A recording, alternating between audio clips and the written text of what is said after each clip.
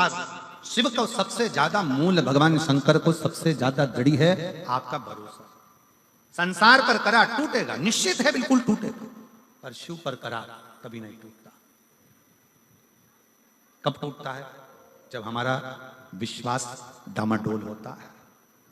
जितनी मेरी जीजियां बैठी हैं ना, और जितने मेरे जीजा बैठे हैं, जितने मेरी बेटियां और बेटे, मेरी माताएं, मेरे भाई बैठे हैं, चाहे इस पंडाल में बैठे हों, चाहे बाहर के पंडाल में बैठे हों, जितने भी कथा श्रवण करने के लिए बैठे हैं, अगर आप कथा सुनने के लिए आए हो और पूर्ण भरोसे के साथ आए हो कि मैं कथा सुनूंगी और बाबा मेरा दुख काटेगा, तो निश्चित है 3 महीना भी नहीं लगता, 1.5 महीना भी नहीं लगता, 15 दिन भी नहीं लगता, 7 दिन में काट।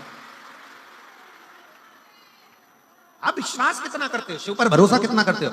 और जहां हमारे मन में दृढ़ता कम हुई, जहां हमारे मन में विश्वास कम हुआ, होगा कि नहीं होगा, फिर मन में आया इतने सारे लोग कथा सुनने आएंगे। कई लोग, सिरसा के निवासी कई ऐसे हैं जो घर में बैठकर विचार करते हैं इतने सारे लोग आएंगे, जाऊं कि नहीं जाऊं, इतने सारी भीड़ होगी, जाऊं कि नहीं जाऊं। तो फिर एक बात ये भी कह देना, बैकुंठ में भी तो इतनी भीड़ होगी, वहां जाके क्या करूंगी, फिर कोई दूसरा लोग चले जाओ ना। ना, एक दिल्ली की एक बहन आई है,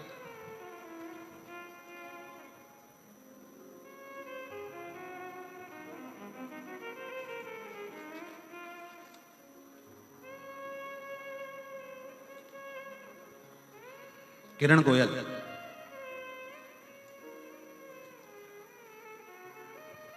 मैं हिसार न्योली कला की, न्योली कला है, न्योली कला की निवासी हूं।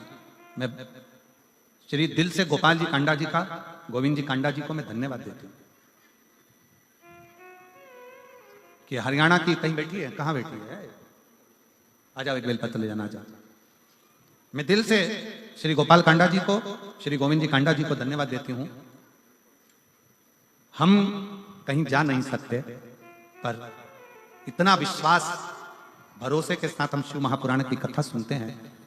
गोपाल जी, आप कथा यहाँ करा लेते हो ना, हम जैसी बहनों के ना जाने कितना कितना कृपा आप कर देते हो, जो हमारे दिल की मुराद पूर्ण हो जाए। मैं प्रणाम करती हूँ आप, जो पंडाल में बैठकर कथा श्रवण करने का हमको सौभाग्य प्राप्त हुआ। हम कहीं जा नहीं सकते, आ नहीं सकते, पर शिव के आश्रित होकर, और मैं गोपाल जी, गोविंद जी, आपको कहूंगा इस चीज के लिए, भले ये व्यासपीठ आपकी तारा बाबा की कुटिया में बहुत कथा होती है, और बहुत विद्वान, बहुत बड़े बड़े संत, साधु, गुरुजन, बहुत बड़े बड़े संगीतकार और बहुत बड़े बड़े सेलिब्रिटी यहाँ आते होंगे, पर ईमानदारी की बात बताऊं, मेरे शंकर जैसा कोई सेलिब्रिटी नहीं संसार में, मेरे शिव जैसा नहीं संसार में।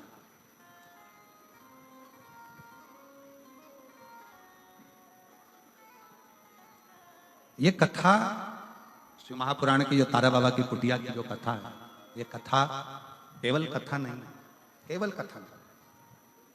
यहाँ तारकेश्वर महादेव के सम्मुख में बैठकर, तारा बाबा जी के इस कुटिया में, उनके घर में बैठकर शिव की कथा सुनना,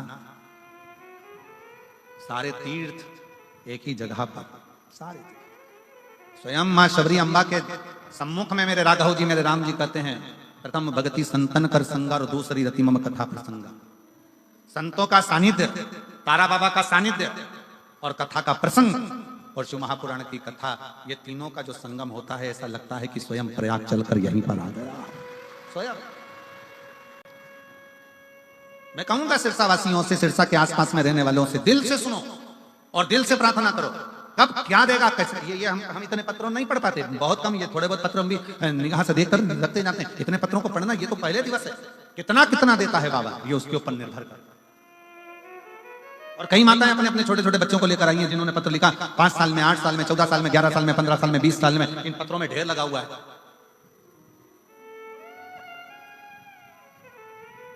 आने वाले समय में सरकार हमारे पीछे पड़ जाएगी, हम तो जनसंख्या निरंतर रोकने की कोशिश कर रहे हो, तुम बढ़ाने की कोशिश कर रहे हो। तो ये शिव का तत्व नहीं तो और क्या है, शंकर का गुणगान नहीं तो और क्या है, शिव की भक्ति नहीं तो और क्या है।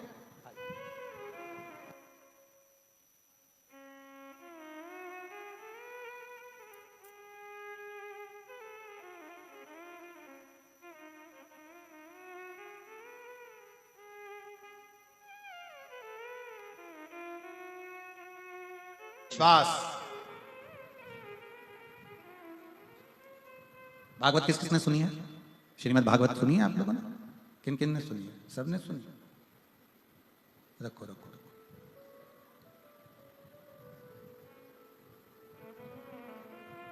भागवत में एक प्रसंग आता है,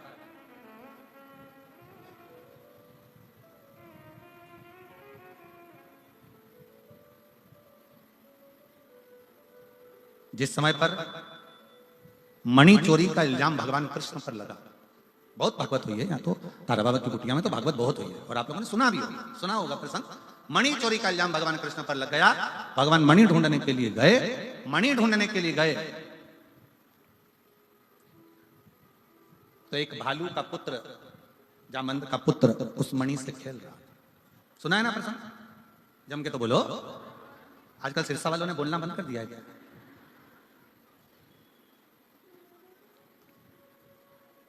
चोरी का इल्जाम भगवान पर लगा। मणि ढूंढने के लिए गए, मणि ढूंढ कर आए और मणि ढूंढ कर जब गए, बालक खेल रहा था उसके साथ में, जामवंत के साथ भगवान का युद्ध हो गया।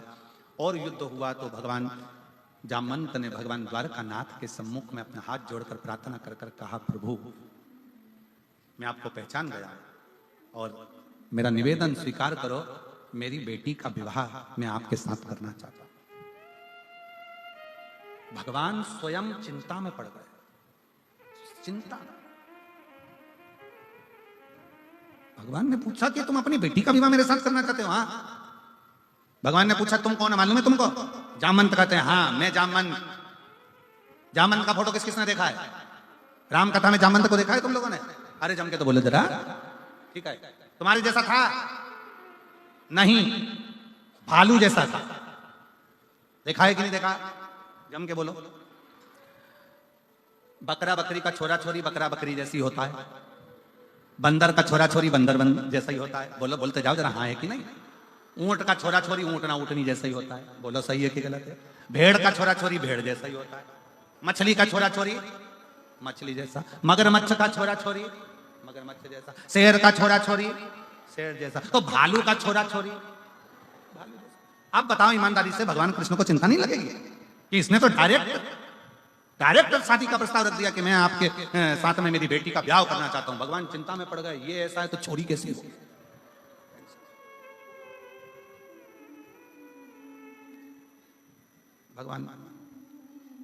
भगवान बोले मैं 24 घंटे तो पहले मैं सोचूंगा फिर ब्याह करूंगा। बस तो फिर मैं डायमंड भी नहीं दूंगा, वो जो हीरा था वो रख। ठीक है, भगवान बैठे शांत चुप नमन। भगवान ने कहा ठीक है मैं विवाह करने को तैयार हूं, पहले लड़की देखूंगा। ठीक है चलो। अब जो जामवंती को देखने के लिए भगवान गए, अब भालू की छोरी थी, कोई अपने जैसी तो होगी नहीं। बड़े बड़े चेहरे पर बाल, लंबा मुंह, हाथ पैर पे बाल, नख बड़े, भयंकर सा स्वरूप। भगवान ने मन में सोचा ये मेरे लिए थे, मेरे।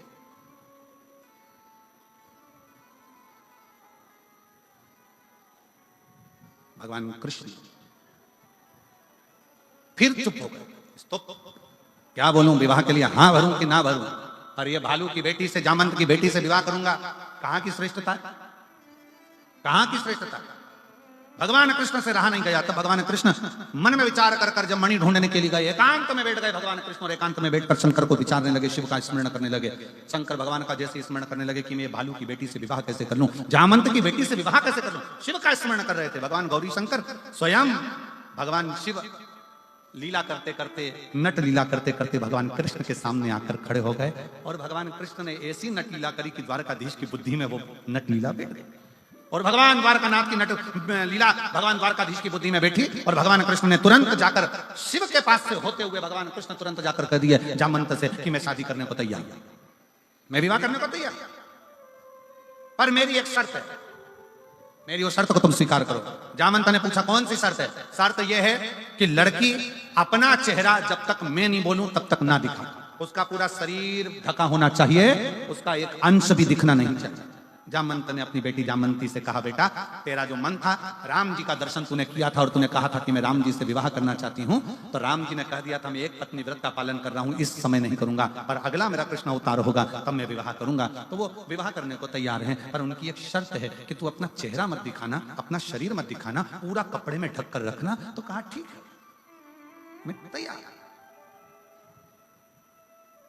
जामवंती ने लॉन्ग लहंगा पहना, लंबा, पूरा शरीर ढका, सिर पे पूरा पल्लू ढककर, पूरा चेहरा ढककर और पूरा शरीर ढककर, पूरा शरीर ढककर जामवंती का मंगल विवाह भगवान कृष्ण के साथ हुआ। अब भगवान कृष्ण लेकर सीधे द्वारकापुरी में पहुंच गए और उन्होंने जो शंकर जी ने आज्ञा करी थी, जो शिव जी ने ज्ञान दिया था, वो आज भगवान कृष्ण निभा रहे हैं। जैसे ही द्वारकापुरी में पहुंचे और रुक्मणी जी को मालूम पड़ा, रुक्मणी जी को लगा कि भगवान कृष्ण आए, रुक्मणी जी आरती की थाली लेकर आई, भगवान की आरती उतारने के लिए जैसे ही पहुंची, पहुंचते से ही रुक्मणी जी ने क्या देखा कि इनके पास में कोई स्त्री है।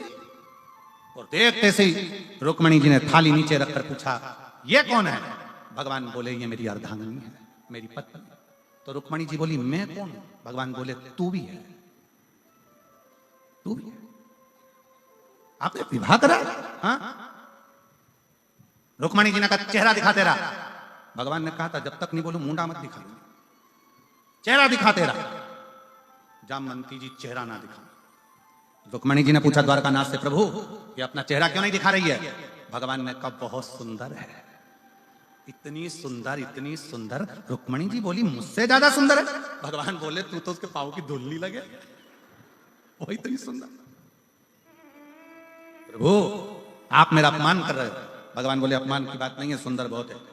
अब मैं देखती हूँ। रुक्मणी जी ने हाथ से उसके चेहरे को देखने के लिए उसका पल्लू हटाया, उसने जम के पकड़ लिया। देखा ना, रुक्मणी जी को गुस्सा आ गया, थाली में से जल का पात्र उठाया, हाथ में जल लिया। मैं श्राप देती हूं कि जितनी सुंदर मैं हूं, बस तो उतनी सुंदर रह जा। मैं तुझे श्राप देती हूं, जितनी सुंदर मैं हूं, बस उतनी सुंदर रह जा। भगवान ने कोनी मार के कहा, उठा दे पल्लू, अब उठा दे पल्लू। शिव क्या करता है? शिव ये करता है, शिव डायरेक्ट नहीं देता, थोड़ा घुमा फिरा कर देता है, पर देता बहुत अच्छा, देता बहुत। और जामवंती का चेहरा रुक्मणी जैसा हो गया, सुंदर हो गई। जामवंती बड़ी सुंदर दिखी। और जो जामवंती ने अपना चेहरा दर्पण में देखा, तो सबसे पहले द्वारकानाथ के चरण पकड़ लिए। रे द्वारकाधीश, गजब का काम करा, एक भालू की छोरी के इंसान बना दिया तूने, एक जामवंत की बेटी को एक मुझे इतना सुंदर बना दिया। द्वारकानाथ कहते हैं, जामवंती ये मैंने नहीं करा, मैं तो तुम्हारा जब विवाह का प्रस्ताव आया तो सोच में पड़ गया कि एक भालू की बेटी से, जामवंती से कैसे शादी करूं। तब मैं बैठकर शिव का भजन कर रहा था, शिव ने नट लीला कर कर मुझे ये दर्शन दे दिया, और वो दर्शन का फल ये मिला कि आज तो रुक्मणी जैसी सुंदर हो गई। तब जामवंती ने कहा, अब मैं किसी से भी कहूंगी, कोई भी चीज मांगूंगी तो किसी दूसरे से नहीं, देवाधिदेव महादेव से मांगूंगी।